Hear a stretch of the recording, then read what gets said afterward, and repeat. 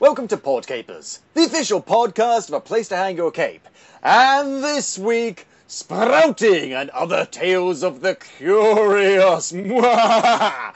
Cue the music!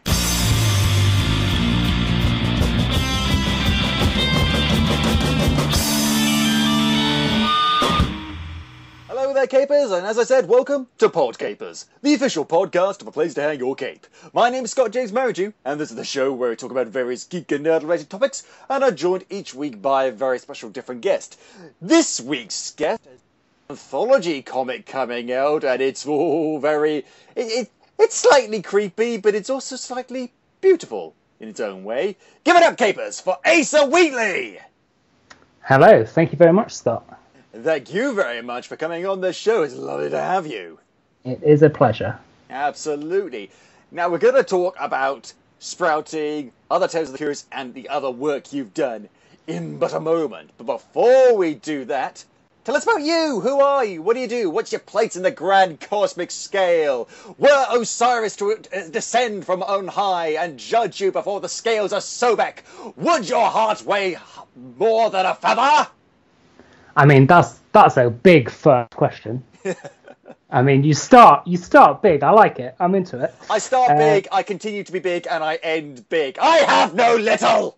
That's the way to go, though. That's just, you stay at one level and just run with it. Yeah. It's a problem. I've been told I have severe blood pressure issues, but, who cares? I don't need to live to see 40! I mean, it's burning the candle at both ends, as they say. You still get the fire. Yeah. More fire is always better. Exactly. That's how you fight other fires. Yeah, that's what they say. So you know what? Go big till 40, and then Out, brief candle. What the? I was asking about you at some point before we went on this weird existential, philosophical, metaphorical soliloquy. Who are you, Asa? For the love of God! So I am a indie comics writer. I don't know. How much do you want? What do you want? My whole history? I want your whole history. I want the story of how your parents met. I don't actually know, to be honest. I know they grew up in the same town, which weirdly... Okay, so here you go. So I was born and raised in London. Oh. But I now live in Buckinghamshire, which is just outside of London, which is where both of my parents came from. So they moved to London. Then I was born, I was raised in London, and then when I left to go to university, I went back to Buckinghamshire. Very weirdly, and now my family is all scattered across the country. Yeah, pretty much similar to mine, to be perfectly honest. Yeah, I mean, I've spoken to a lot of people recently who sort of from like the Royal Counties sort of area of England. And meanwhile, there's just me. I'm in my lonely grotto up in Edinburgh. The Royal Counties, as much as you like, it's not that different. It's not posh in any way, shape, or form. I remember. So when I went to university in High Wycombe, so you mentioned High Wycombe. My dad used to work there. Oh wow! Yeah, my dad was in the Royal Air Force, and he did stuff like that for the Air Force and the MOD there. Yeah. Well, my story is nowhere near as interesting as that, but I'm still going to tell it. Yeah. So when the first house that I lived at while we were at uni, the house next door to us, before we moved in, was a brothel. Apparently. Okay. And then I remember going to uni one day, walking out of the house to see 3 police cars. And apparently there had been some big, drug bust in the house next door to us. Oh. So, dear. Royal Counties all you like. It's all the same everywhere, pretty much. We've all seen Midsummer Murders. We all know creepy shit goes on in the Cotswolds. Yep. I've told this story on the show before. I'll briefly tell it again, just to illustrate your point. My dad, in addition to many jobs he's done, used to work at my old secondary school. And one day, after I left school, as in after I'd left school and went to university, they were getting the kids into school, but before that they discovered, oh no, there's a body outside the school of an elderly woman with no head. Oh, that's... And they had to get the police involved, figure out how they were going to make sure the kids, didn't see the mutilated corpse, Yeah. And that is pretty bad. Pretty bad, yeah. I mean, I believe I last talked about that when Ben Aronovich gave on the show, and it's weird shit goes on in the country, We've all every time there's some sort of ritualistic killing going on, it's always in the countryside. You never hear of like pagan cannibals operating in the inner Manchester area. That never happens. That's true, but I'm gonna well, one up, one down. I don't really know your school story. Okay. With a terrifying school story of my own, where the British education system is really fucked up. So it was when I was growing up in London, and I think it was year 6. I can't remember how old year 6 kids are. So they're the maximum of 11 years old. Something like that, yeah. Depending on what school you go to, which is Scotland or England or wherever, it's usually ages 10 to 11, and when you get to 11, you go to year 7 in secondary school. In secondary school, yeah. So it was primary school. Mm-hmm. All the kids were in lessons, which when this story came out in the paper a couple of days later, the papers said that we were all in the playgrounds, but we weren't. Fake news media? Yeah, it was very much so. But so we were all sitting lessons. It was summer, so I think the windows were quite wide open. And there was just this loud crash. And our teaching assistant looked out the window. And then there was this just cacophony of loud sounds. We didn't really know what was going on. Transpired that on the street that my school was on, there were 2 cars. And there was a drive-by. As in, SoCal gangland shooting, Uzi... Yep. Oh my god, really? Maybe not automatic weapons, but there was definitely a couple of gunshots. There was definitely a crashed car. To be fair, the school was pretty good in making sure... The windows were high enough that the small children were unable, without some assistance, to look directly out of them. They couldn't see we were on a higher floor. Yeah. But we did get a cool police helicopter landing in our playground that day. So, that's inner city living. Okay, yeah, sure. I mean, I've lived in lots of different places. I've never experienced anything like that. The most excitement I've ever had was when you're walking through the street and then you see an ambulance go past with its Ninos on. That's it.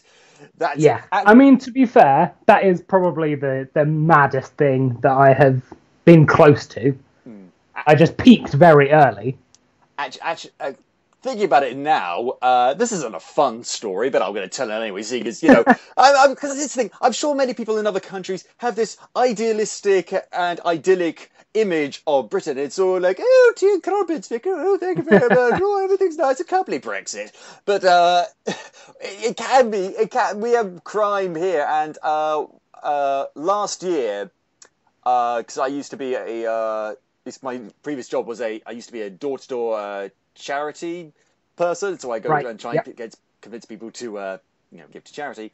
And one night we just almost finished the shift. It was getting quite late. It was quite dark because it's Scotland and it was winter, so it was got pretty dark pretty early. Yep. And we're walking along, and you always go in pairs. And this girl I was with suddenly gave a little shriek of surprise, pointed to a window, and said, "Scott, I just saw a man hit a woman in that window." And I'd seen 2 people in that window briefly out of the corner of my eye, but I hadn't seen anyone hit. Yeah. I was like, "Are you sure?" And she was like, "I am 100% sure." And I was like, "Hey, we're calling the police then." And there was a police station nearby, literally within eyesight. We'll just go there. Except it was closed. It was defunct. It was budget cuts, I guess.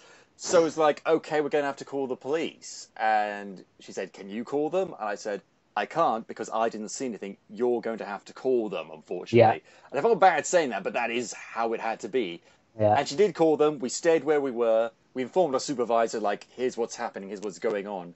And the police arrived, interviewed us, did a bit of investigation. We didn't really find out what happened, unfortunately. And then they gave us a lift back to the bus station to get into Edinburgh proper. It was a bizarre night. What an odd way to end a shift. Very odd way to end a shift, and it was. Well, it wasn't traumatic for me necessarily, but it was a very.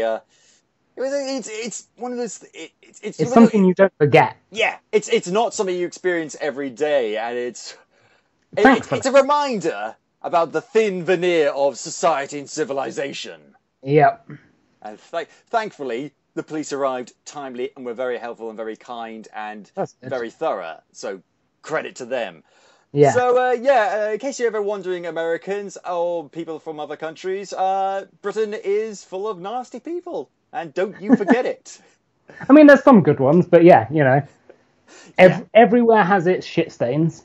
Absolutely. I mean, you can go to the nicest, most carefree place in the world. Like, I mean, I hear great things about, like, Finland. I hear Finland's like a lovely place. But you know what they have? Do you know what they have? Darkness, perpetual darkness, except for, like, you know, so, yeah, you must never, ever, ever idealize or romanticize other countries. It's okay to like other countries and be like a Anglophile or an Americophile or a Francophile or whatever, but just remember, like, it's full of people with real things and real issues, and don't necessarily be afraid of those places, but also just remember that, no place is being perfect. Cautious, I guess, rather than afraid. Optimistically cautious, yeah. Yeah, of course. So, with that said, I'm going to start my new job working for the Tourism Board of Edinburgh. Hey! No. So, I think we're going to move on from the slightly depressing, out of nowhere tangent and talk a bit more about you. So, we covered your childhood. How did you first get into comics and writing? Ooh, so comics is a hard one to define when, because I feel like I've always read comics. I had like kind of big influences. My uncle, I would always get his old kind of like Beanos and Dandies. Oh, love the Beano and hate the Dandy. Oh, see, I feel like it's been so long since I read them that I couldn't properly commit to a comic. Like, I enjoyed them both at the time, but I couldn't say with certainty which one is actually good. I could. The Beano. There. Issue solved. Debate sorted. Bash Street Kids in the Beano or in the Dandy? The Bash Street Kids were in the Beano. Yeah, okay, cool. That's fine. God, now I've got to try and think of their names. Oh, God, there was Danny... Oh, yeah, I can't help you with that. Not Pieface. Plug.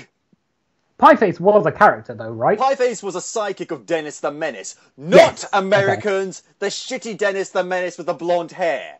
Like, I remember watching that movie. I was a kid. I saw Dennis the Menace, and I immediately thought, oh, that must be a live-action adaptation of the Dennis the Menace cartoon. Finally, what I've always wanted. Except it's not. It's an American version of an American cartoon. Totally different. It's just, here's a shitty kid. Watch him do shitty things. But that's the thing, he wasn't even that shitty a kid. He was actually quite good-hearted. He just, like, the main thing about him was that he was slightly annoying. And he didn't mean to be. That was it. That's not a menace. That's a mild inconvenience. Yeah. And Dennis the Mild Inconvenience doesn't really work. Like, he just spoke rather loudly and just kept on annoying his neighbour. And that's it. That's it. Dennis the Menace, the UK version, was a fucking terrorist. He conducted mass campaigns of pranks and japes and hijinks, the likes of which would make Theresa May swoon in her seat. Yeah, I don't think the American version was anything like that. No, it was just, he had a catapult, and that's it. That was the only real connection, and a dog. A catapult and a dog, and that's the only real connection. Dennis the Menace was a spiky black-haired, red and black striped jersey wearing terror of the neighborhood. Adults feared him, children wanted to be him, and everyone respected him. I mean, yeah. You've convinced me Beano over Dandy. Yeah, I mean, like, so these are both British comics, right? And the headline character of the Beano was Dennis the Menace, who's a British kid living British street with lots of different characters. And then you've got the Dandy, and its flagship character is like this weird cowboy guy that like eats right? Yeah, cow that's pies. kind of what I remember. I mean, that's fine. No reason why you can't have an American character, or indeed any character from another country, in your comic. But really, that's the one you want to go with? This weird American stereotype? Given its name, you would have thought it would have been like a proper English gentleman, like a dandy gentleman. Yes. What hijinks shall we get up today, children? Yeah, exactly. But I guess not. I guess not. I have no time for it. No time for it whatsoever. That's how you got started. So what about the writing aspect? When did you first get into that? Oh, so I started kind of making comics as a kid, attempting to draw. I've always had an interest in drawing, but I've never been great at writing. So you know how as a child fan of comics you kind of come up with ideas, and my stepdad had a massive comics collection that he had kind of got growing up, and he was still building, and so I read a lot of his stuff. It's where I read a lot of the kind of early X-Men stuff. And you know how early X-Men? Kind of, are we talking Stan Lee or Chris Claremont or Claremont era stuff? When it started to get good. Yeah. Much as I love the X-Men, that's when it started to get good. I am in 100% agreement with you. So yeah, the writing kind of came from that stuff, and then I've just always kind of enjoyed writing stuff. I shifted a little bit a film degree because I thought I wanted to go into film, and then doing that kind of showed me that what I really wanted to do was write comics. And so it's just kind of developed slowly over the years from there. The British university experience. Go to university and find out that course you wanted to do is in fact not what you want to do. Yeah, exactly. It's learn about this thing that you are then going to realise you don't want to do anymore. You know what? Maybe being a neuroscientist isn't for me. Buy student loans! Yep. But luckily I went before the increase, so I'm not. Yeah. I'm not as bad into it as I could have been. Same. I mean, I think I was at university when that whole shit went down. Yeah, I think I was just about to leave when it started being brought in. Oh, God. Thanks, Tory government! Yeah. Oh, God. We won't get into the politics! Not another fucking episode where we get sidetracked there. Geez. So, before we talk about sprouting and the origins of that, I want to talk a bit about one of your other works. Now, I'm not familiar with a lot of works, but you sent me something else called Tales of Mystery, but it's tales like an animal tale, not a tale like a story you tell, like Grimm's tales or something like that. It's a clever pun for a comic title. Thank you very much. So, I should not be credited because it is a title that the artist came up with. Kat Willett is the artist on the book, and she came up with the title because originally it was called 9 Lives.